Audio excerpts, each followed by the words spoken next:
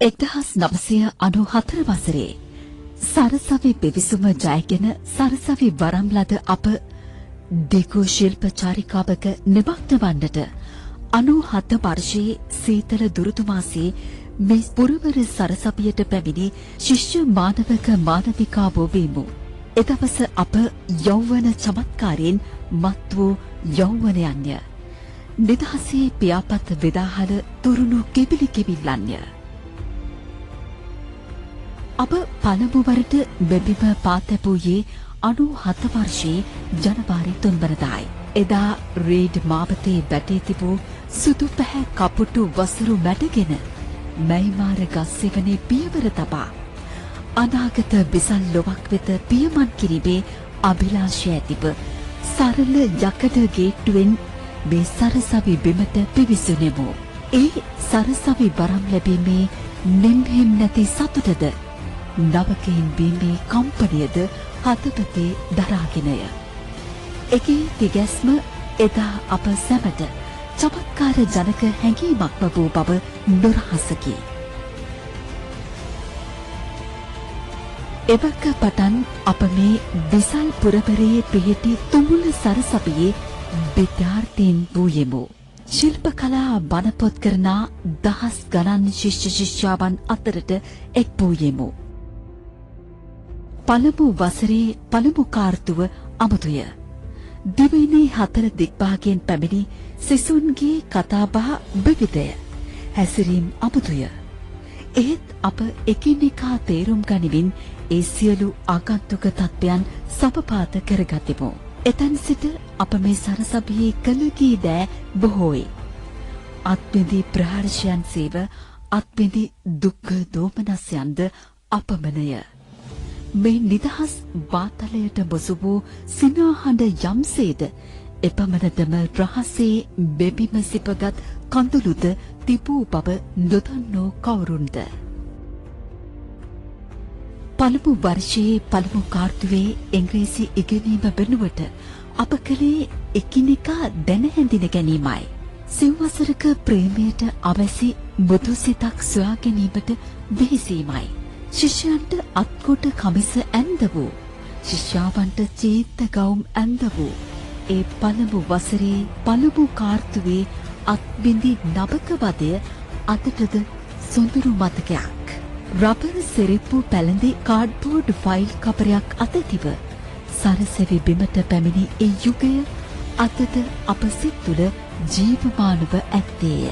1997 වර්ෂයේ බැතපාගේ පවන අධ්‍යයන කටයුතු ආරම්භීමත් සමග අප නව දිශාවන් වෙත දිශානුගත විය. ජේ.පී. සර්ගේ හරපෙර දෙසුම්ද, පීරි සර්ගේ දුමාරයද, හෙට්ටිආරච්චි සර්ගේ අතටත් වටහාගත නොහැකි මනෝ විද්‍යාත්මක දේශනයද නව කලාකාරය තුළ ජීවමාන වූයේ සරසවිය යනු විවිධත්වය තුළ විචිත්‍රණය වන භූමියක් බව අප වෙත වටහා දෙමිනි. එසේම දෙවැනි වසරේ ජ්‍යෙෂ්ඨයින් අප පිළිගනු පිණිස හරසරින් පැවැත් වූ නවක හමුව සදා මතකයට ගෙනින්නේ සුන්දර මිහිරියාවකි.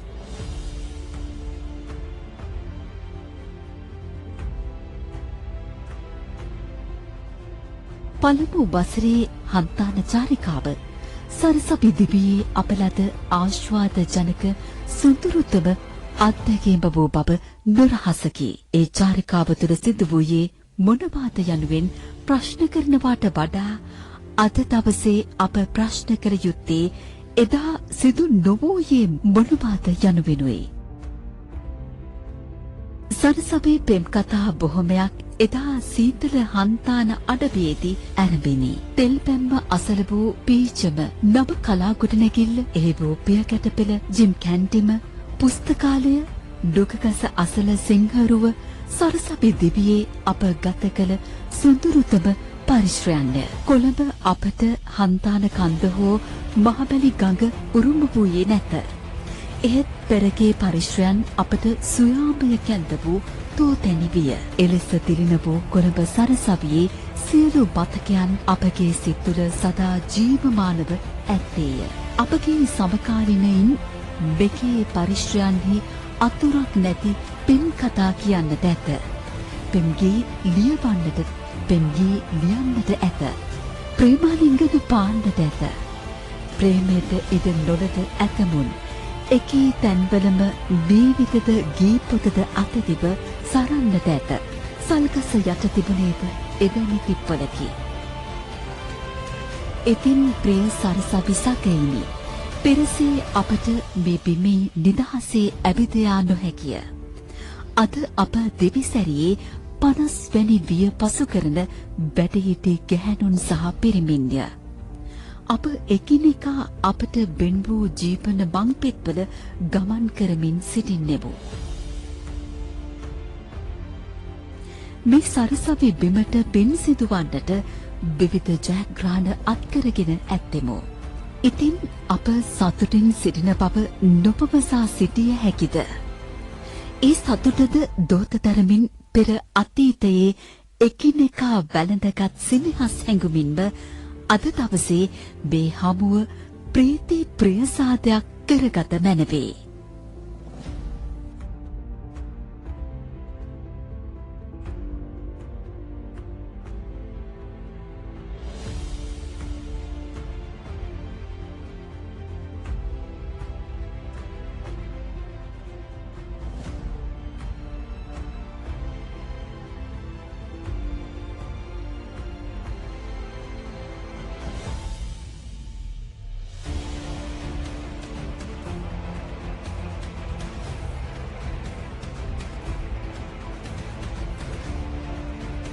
සටහන ඔබේම ප්‍රියන්ත විජේසිරි